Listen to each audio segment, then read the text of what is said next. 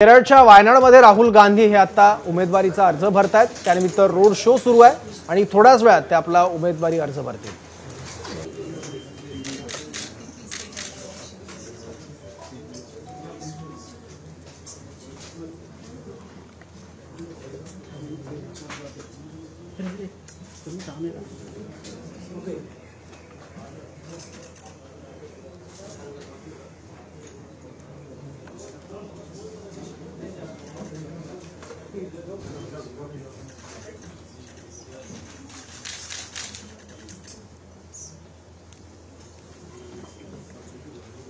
राहुल गांधी वायनाडमधून खासदार आहेत आणि तिथूनच ते आपला उमेदवारी अर्ज भरणार आहेत।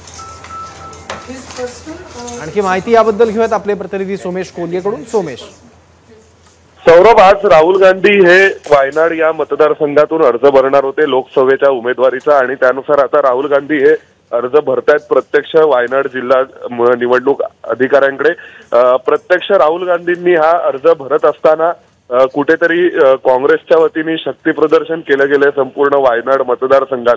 कारण आपल्याला माहिती आहे की 2 दिवसांपूर्वी केरळचे मुख्यमंत्री पिनाराई विजयन यांनी एक विधान केलं होतं। त्या विधानामध्ये ते म्हणाले होते की जर राहुल गांधी आणि सीपीआयला इंडिया आघाडीचा घटक पक्ष मानतात तर मग ते सीपीआयच्याच उमेदवाराच्या विरोधात का लढतायत। कारण आपल्याला सर्वांना माहिती आहे की वायनाडमध्ये अनिराजा या डी राजा यांच्या पत्नी स्वतः लोकसभेच्या उमेदवार आहेत आणि त्यांच्या विरोधात आता राहुल गांधी अर्ज भरणार आहेत। दुसऱ्या बाजूला तोच सीपीआय पक्ष हा इंडिया आघाडीचा घटक पक्ष सुद्धा आहे। त्यामुळे प्रत्यक्ष राहुल गांधींनाच आज इंडिया आघाडीच्या एका घटक पक्षाच्या विरोधात लढावं लागतंय की काय, असा प्रश्न जो निर्माण झाला होता अखेर त्याचं उत्तर आज मिळालंय आणि राहुल गांधींनी अर्ज भरलाय वायनाडमधून।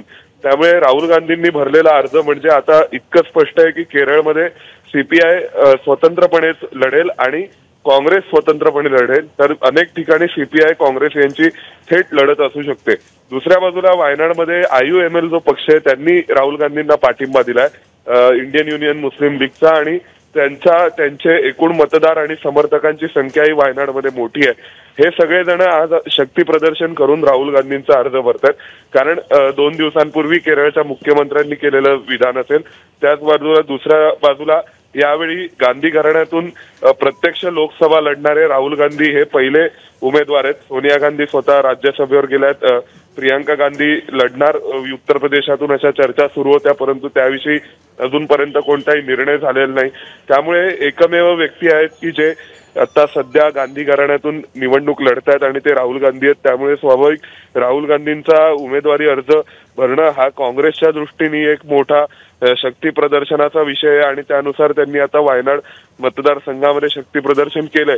जरी राहुल गांधींनी अशा प्रकारे मोठ्या संख्येने समर्थकांसह अर्ज भरलेला असला, रोड शो केलेला असला, तरी सुद्धा त्यांचा मार्ग तितका सोपा नाहीये। कारण त्यांच्या मार्गामध्ये अनेक आव्हानं आहेत, त्यापैकी एक आव्हान खुद्द सीपीआय पक्षाकडून आहे। विशेष म्हणजे डी राजा जे एक मोठे नेते आहेत सीपीआयचे, त्यांच्या पत्नी स्वतः उमेदवार आहेत। त्यामुळे ते सुद्धा त्यांच्या बाजूनी सर्व ताकद यावेळेस वायनाड लोकसभा मतदारसंघात लावणार आहेत। आणि दुसऱ्या बाजूला राहुल गांधींना सुद्धा मोठ्या ताकदीने वायनाड मतदारसंघात लढावं लागणार आहे। एक भारतीय जनता पक्षाने जे उत्तर भारतातून जवळपास गांधी घराण्याला केरळपर्यंत जावं लागलं आणि केरळमधून लढण्याची वेळ ही राहुल गांधींवर आणली। त्यानंतर आता राहुल गांधींचा वायनाडमधील प्रवास हा सुद्धा जर अवघड करणं शक्य असेल तर त्यामध्ये सुद्धा नक्कीच भाजप एक स्ट्रॅटेजिक मूव्ह करून सीपीआय ला तिथे बळ देऊन अशा प्रकारे राहुल गांधींचा प्रत्यक्ष निवडून येण्याचा मार्ग अवघड करू शकतं आणि म्हणून राहुल गांधींचा जास्तीत जास्त वेळ वायनाड मतदारसंघात जावा यासाठी रणनीती आखली जाते। परंतु दुसऱ्या बाजूला राहुल गांधींचे जे रिपोर्ट्स आहेत आणि काँग्रेसला जे वाटते त्यानुसार वायनाड लोकसभा मतदारसंघात राहुल गांधी सहज निवडून येऊ शकतील, त्यांच्यासाठी तो केकवॉक असेल आणि विशेष म्हणजे IUML चा जो पाठिंबा आहे त्याचा फायदा हा काँग्रेस पक्षाला मोठ्या प्रमाणावर होईल। परंतु पुन्हा तिथे एक शंकेचा प्रश्न आहेच की अजूनपर्यंत IUML ने आपला उमेदवार दिलेला नाही। जर शक्यता आहे की एखाद्या कुठल्या तरी तिथल्या इस्लामिक पक्षाने, SDPI सारख्या पक्षाने किंवा कट्टरपंथीय दुसऱ्या कुठल्या तरी राजकीय पक्षांनी जर उमेदवार दिला तर वायनाडमधील चित्र काय असेल याबाबत अजून साशंकता आहे. त्यामुळे एका बाजूला जर अनी राजा आणि जर तिरंगी लढत झाली वायनाडमध्ये, दुसऱ्या बाजूला कट्टरपंथी एखाद्या इस्लामिक पक्षाचा उमेदवार असला आणि जर राहुल गांधी अशी जर लढत झाली तर कदाचित वायनाडमध्ये सुद्धा गेल्या वेळी जितक्या ताकदीने किंवा जितक्या मार्जिननी राहुल गांधींना जिंकता आलं होतं तितक्या मार्जिननी यावेळी जिंकता येईल असं वाटत नाही. पण त्यामुळे राहुल गांधींचा आजचा अर्ज भरत असताना जास्तीत जास्त शक्ती प्रदर्शन करून जास्तीत जास्त कार्यकर्त्यांसोबत, जास्तीत जास्त समर्थकांसोबत त्यांनी अर्ज भरलेला आहे आणि एक मेसेज दिलेला आहे की वायनाड लोकसभा मतदारसंघ राहुल गांधी जिंकणारच आहेत. आता फक्त प्रश्न इतकाच आहे की तिथे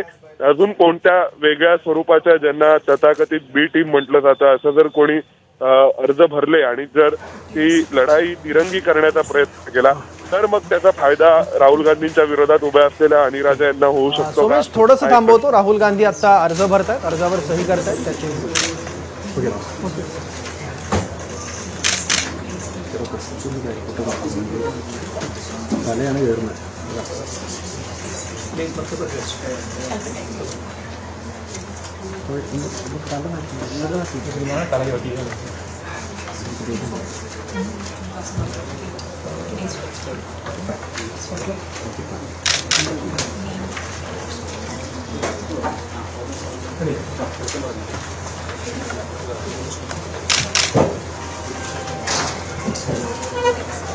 Thank you.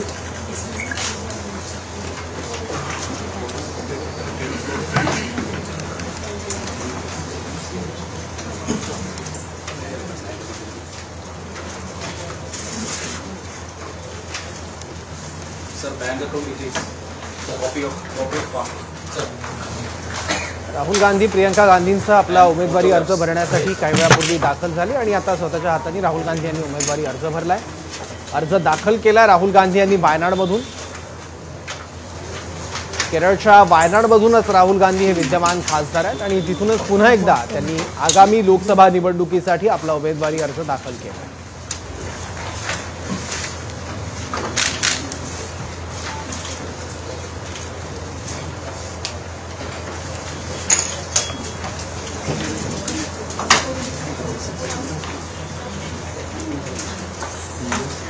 उमेदवारी अर्ज दाखल करण्यापूर्वी राहुल गांधी काँग्रेस यांनी रोड शो तिथे केलाय. त्याचबरोबर काँग्रेसचे इतरही काही महत्त्वाचे नेते आता तिथे उपस्थित आहेत. यामध्ये के.सी. वेणुगोपाल, दीपादास, कन्हैया कुमार आणि राज्यातले विधानसभेचे विरोधी पक्षनेते व्ही.डी. सतीसन हे सुद्धा तिथे आता उपस्थित आहेत. उमेदवारी अर्ज भरताना जेव्हा रोड शो सुरू होता तेव्हा प्रचंड प्रतिसाद राहुल गांधींना मिळालेला बघायला मिळतो. विशेष म्हणजे 2019 मध्ये जेव्हा लोकसभेची निवडणूक झाली होती तेव्हा राहुल गांधी हे वायनाडच्या जागेवरून 4 लाखपेक्षा अधिक मताधिक्यांनी निवडून आले होते.